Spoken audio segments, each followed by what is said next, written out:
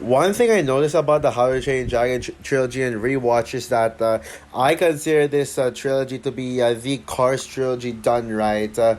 Yeah, how exactly you may ask? Well, the first film is a little bit more lighthearted, although it blends lighthearted and dark tone together. Like it has its own tone. The second film changes tone and goes all out when it's extremely dark and violent nature to it. While the third film, this one that I am reviewing, goes back to the tone of the first film. Yeah, only difference is that Cars is not a very good franchise, and the third film being like the first one kind of affected its quality. While How to Train Dragon with this film, yeah, the third film, I mean, it's as good as the second one, despite being like the first. Hey guys, this is Frozen Wish Studios here, and welcome back to another movie review. And today, I am going to be doing a review on How to Train Dragon: The Hidden World. So, How to Train Dragon: The Hidden World is the third installment in the How to Train Dragon trilogy, and also the final installment too. And it came out in the year 2019. I mean, I've said this many times before. I'll say it again. My favorite year ever, and it's directed by Dean DeBlois, as expected. And it stars Jay Baruchel, America Ferrera, F. Murray Abraham, Kate Blanchett, Jared Butler, in a flashback role. Craig Ferguson, Jonah Hill, Christopher Mintz Place, Kristen Wiig, Kit Harington, Justin Ruppel, who has replaced T.J. Miller, unfortunately, but it's fine. Etc. And so the film tells a story of Hiccup who fulfills his dream of creating a peaceful dragon utopia and is now the chief of Burke, hoping for a safe place. Yeah, he operates. Yeah, one of his changes is that he operates a dragon rescue operation where he pretty much rescue where he brings in a squad and trains them to rescue dragons. And in the beginning of the film, we see Hiccup training his own crew, all the characters we all knew and love, like Hiccup's friends and stuff. But then it goes badly and all that stuff. Yeah, Toothless discovers untamed, the elusive mate that draws the Night Fury away from Hiccup as yeah, Night Fury falls in love with a new dragon called the Light Fury, which is basically the female version of the Night Fury. And so this helps Toothless to become more independent. As throughout this trilogy, Toothless has always relied on Hiccup to be on his side and is afraid to be alone. But now this film, Toothless is actually learning to be by himself and be as independent as he can ever be. But meanwhile, the main storyline of this film basically revolves around Hiccup while trying to protect protect the dragons as a new enemy arises. A dragon trapper named Grimmel the Grizzly. Grimmel the Grizzly, who wants to take over the dragons. Yeah, he wants to steal the dragons, and so yeah, and as Hiccup realizes that there's constant danger, yeah, it seems clear to him that the reason why enemies would constantly come their way is because of the fact that they're of the dragons being with the humans. So Hiccup must find a hidden world that he remembered when he was a child, and he must find it because that is the place to keep dragons away from being hunted. So yeah, now I think okay, before I say anything else, I just want to say I just want to give a shout out to my good friend, one of my closest friends. My close friends Harry Thomas Pictures. He is yeah, this trilogy. Sorry, I was lost. But anyways, yeah. As I was meant to say, my review of this trilogy was for his birthday, and although yes, I did not get to fulfill my goal of getting to review how this film on his exact birthday due to personal reasons. I still at least got a chance to review it, and I'm not holding back reviewing from reviewing the how to the how to train this film, which is Harry Thomas's favorite How to Train Dragon yeah film. Yeah, sorry if I'm getting lost. I'm actually doing something inside, but oh well. Yeah, I apologize for that. But yeah, I think you all know how much I've been loving these How to Train Dragon movies on rewatch. Yeah, this is without question.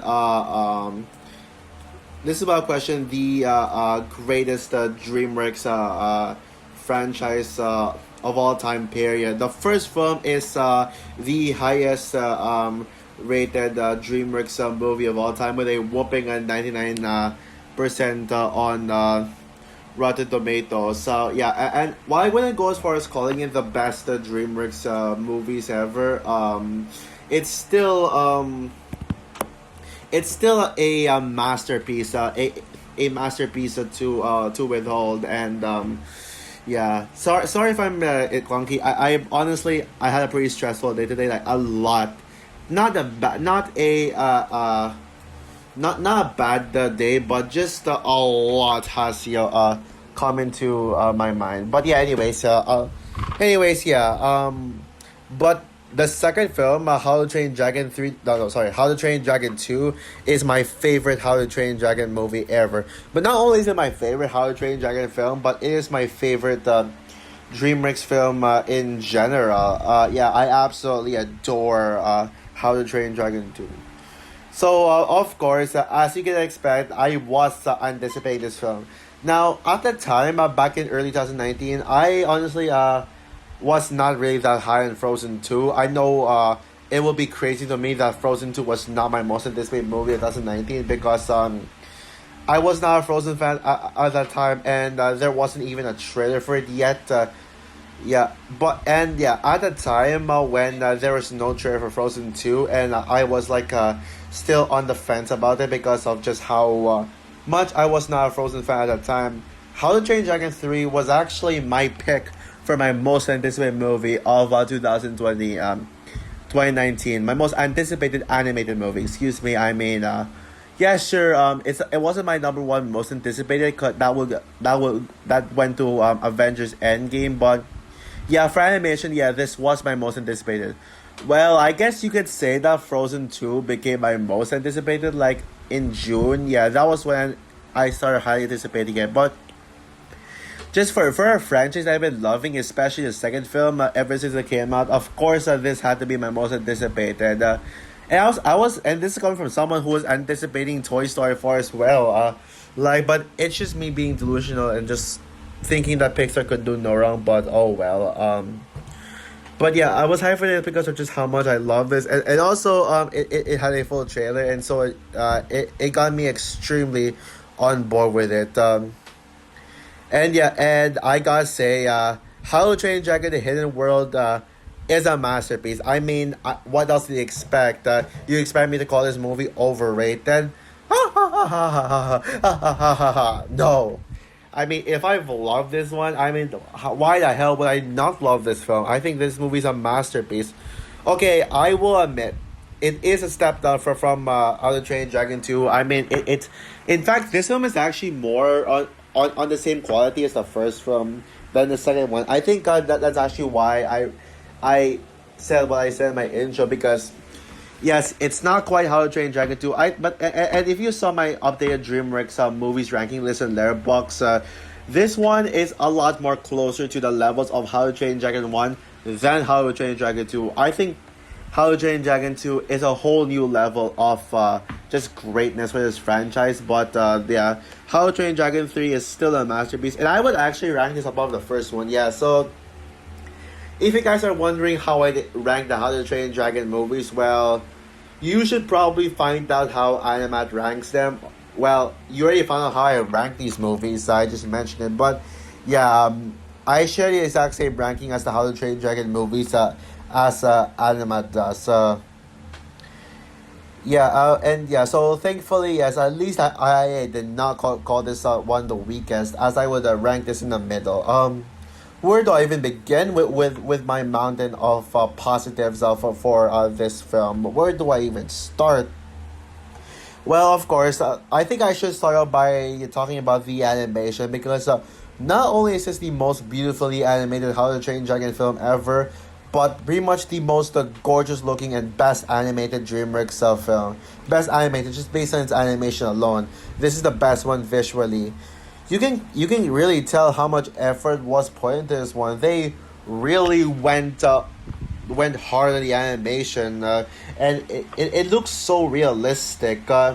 Yeah, I'm a sucker for animated movies that look realistic, without relying so much on motion capture. And 2019 was the year of realistic animation.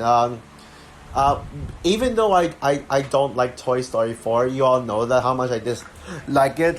Yeah, I admit the animation is beautiful because of how realistic it looks. The human characters in particular in Toy Story 4 look very realistic, and the backgrounds look like real life. And do I need to get started on Frozen 2's animation? Literally the greatest animation ever put to film. Get an absolute game changer to animation, like the animation standards, with like the artistry behind it. But How to Train Dragon: The Hidden World that totally fits into that category of just 2019 just be making me a sucker for realistic animation. Yeah, it it is my favorite animation style. Sorry, Spider-Verse comic book animation, but CG animation is the best animation style. Period. Yeah, and even over 2D animation as well. And this movie is a staple example of why and I love how not only are the backgrounds out like this beyond the gorgeous looking with the scenery, but the human characters, they look like real people. They look so human. They look super realistic. How come a certain someone who I'm not going to say has a problem with Frozen 2 being realistic when this film is just as realistic as Frozen 2? Yeah, I've always praised the scenery of these past How to Train Dragon film, but the Hidden World, like the title location, is unlike any other. It is one of the most gorgeous movie locations I have ever seen put to film. While the film isn't as dark and action packed as the second one, as it's more focused on the romance and comedy aspect, the comedy of this movie sure is funny. Yeah, it's kind of like Kung Fu Panda 3 in a way, but way better in my opinion. Yeah, yeah, the highlight of the comedy is certainly Toothless like trying to impress the Light Fury as yeah, that's hilarious. And I gotta say, this film is Toothless at its best yet. I think this film is the best has the best characterization of Toothless. Like as Toothless learns to be independent and he grows as a character because I know I mentioned this earlier in the plot and I'm gonna be repeating myself, but there's a reason why.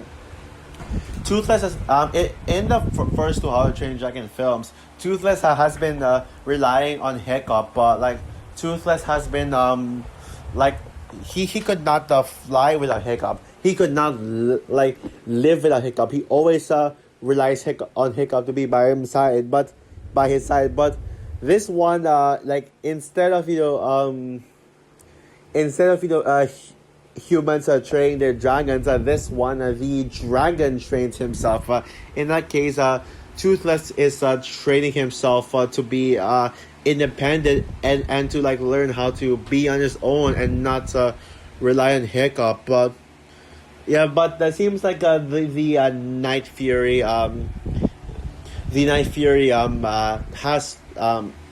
is another character for Toothless to be like comfortable with, he has to do everything he can to earn the Light Fury's respect. Yeah, The chemistry between Toothless and Life Fury is one of the highlights of the film. Yeah, I just absolutely love the duo together. And one of my favorite moments of the film, like one of my favorite scenes of the film, was seeing Toothless and Life Fury flying alongside each other, with just them flying around the beautiful night scenery with absolutely no dialogue at all. It's just them flying with John Powell's amazing score. Wow, I mean that those are some of my favorite moments of the film because it just shows shows silence, and it's just like trying to make you embrace the gorgeousness of the scenery, like how beautiful the scenery is, and it's just them together. It gives audiences a time to breathe before we get more with the story. It's just brilliant. The Light Fury is one of the most adorable DreamWorks characters ever. Like, it's one of the cutest. It just puts a smile on my face whenever I see her on screen because of how cute she is. And speaking of comedy, Ruffna was also hilarious as well, especially in the scene where she gets trapped in Grimmel's prison, and she annoys the hell out of Grimmel just so Grimmel can let Ruffna escape. Now, I'm not mad at people who hate that scene, but honestly, I do think that hating on Ruffna as a character just because Ruffna does that's a little bit unfair. I mean, it's just a 1 minute scene. Why are you all just hating on a character just for being annoying for 1 minute? It's nothing, and she's not annoying to me. I can name far more annoying characters like Bumblebee from Transformers One. Like, how come people are okay with Bumblebee from Transformers One being annoying, especially when he oversays like "Badasatron" a million times, but they're not okay with Ruffna being annoying. Like, I get it, but I feel like it's a little hypocritical.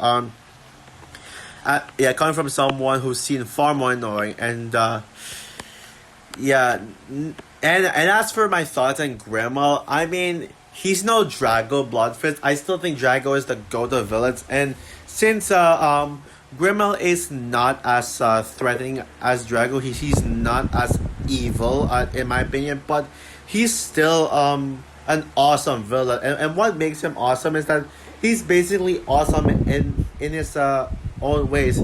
He doesn't capture the ruthlessness of Drago or the scariness of the Red Death. He's basically his own villain. Like, he's basically smart. Like, he knows every single moves of Hiccup and the Berkey. He knows what they're up to. And I gotta give credit for the fact that out of all the villains throughout this trilogy, Grimmel was the one who had the most screen time. Now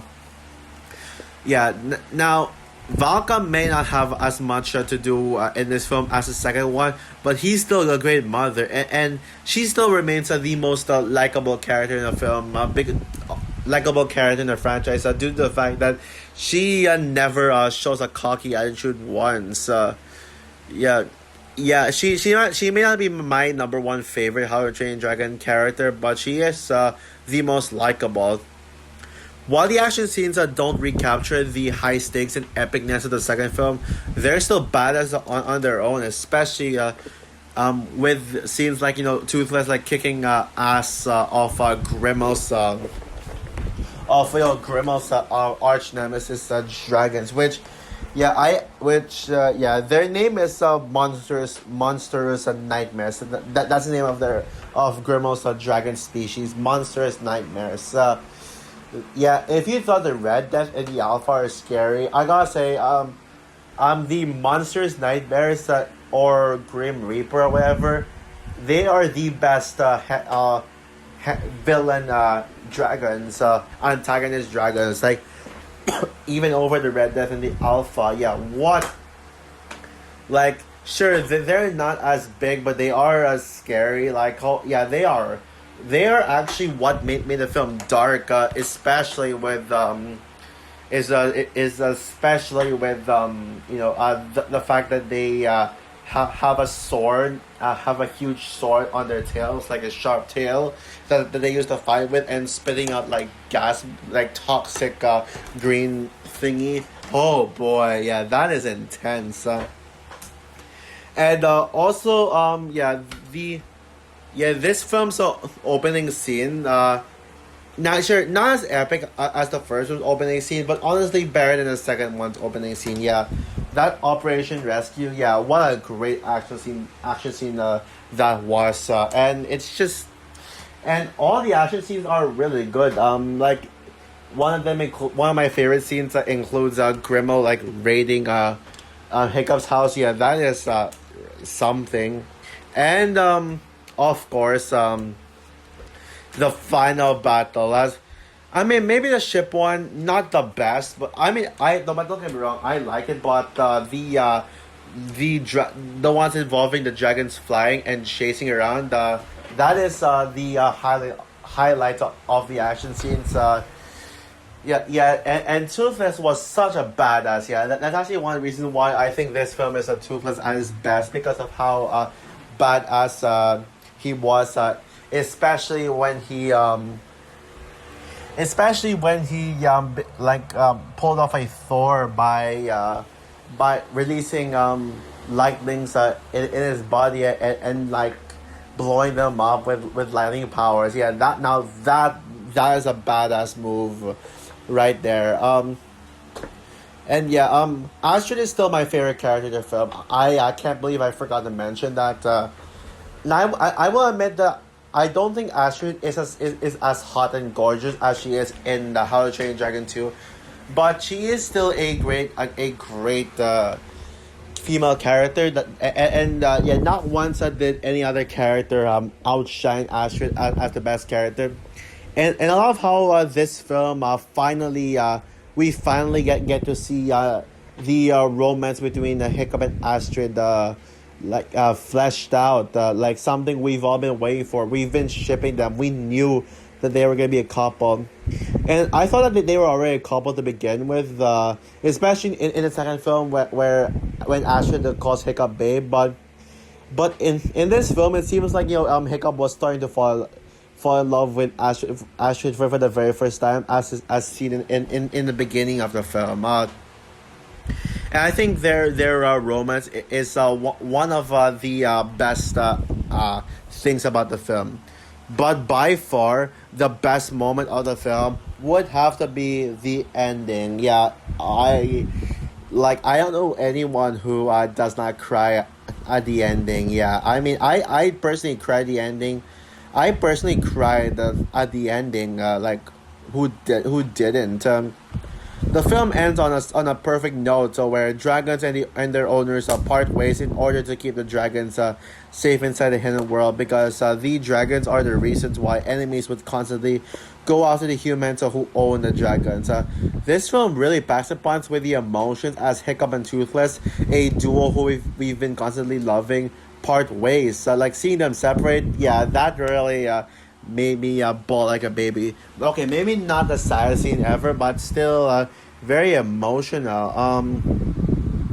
And if you think that part of the ending was good enough, wait till you see the jump cut to many years later when Hiccup and Astrid were married, and now they became parents to two children, a daughter and a son. And yeah, oh man, it's so good to see Hiccup and Astrid together, married as married with kids, and seeing Toothless reunite with Hiccup after years. Yeah, and getting seeing Hiccup's kids meet Toothless for the very first time. Oh man, it's so heartwarming, so beautiful.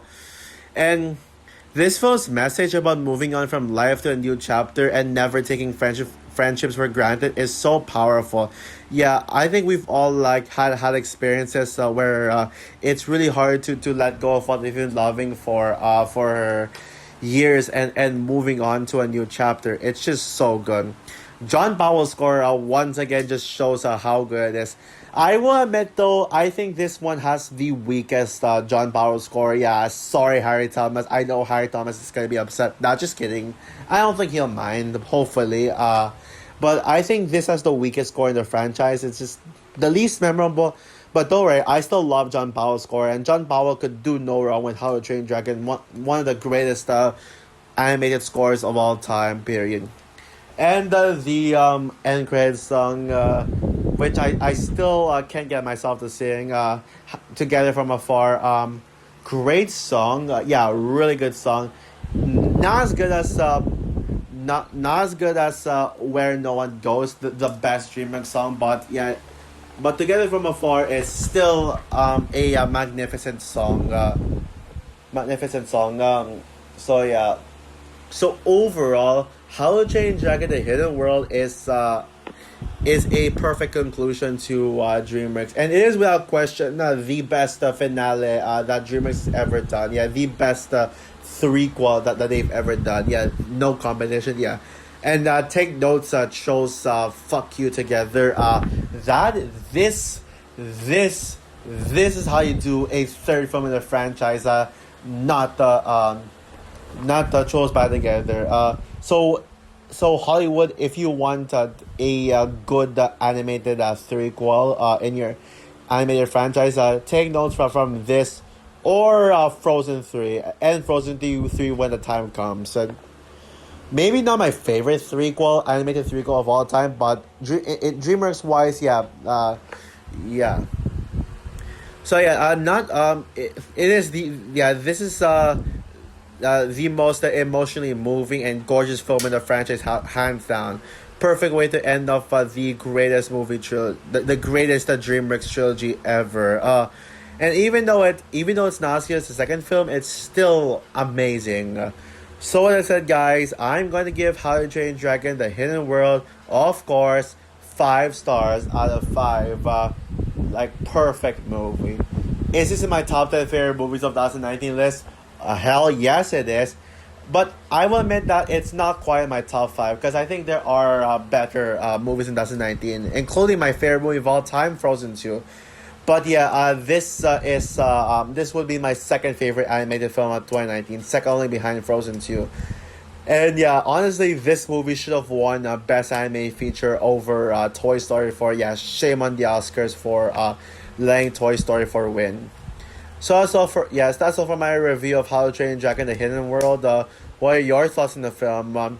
Would you call this the best How to Train Your Dragon film? Would you consider this the weakest one, or are you with me that you'd rank this in the middle of of your trilogy ranking, like right in the middle? Comment down below, like, subscribe, hit the notification bell.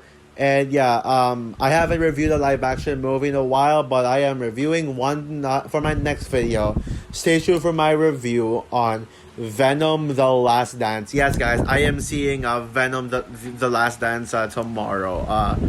Yeah, so yeah.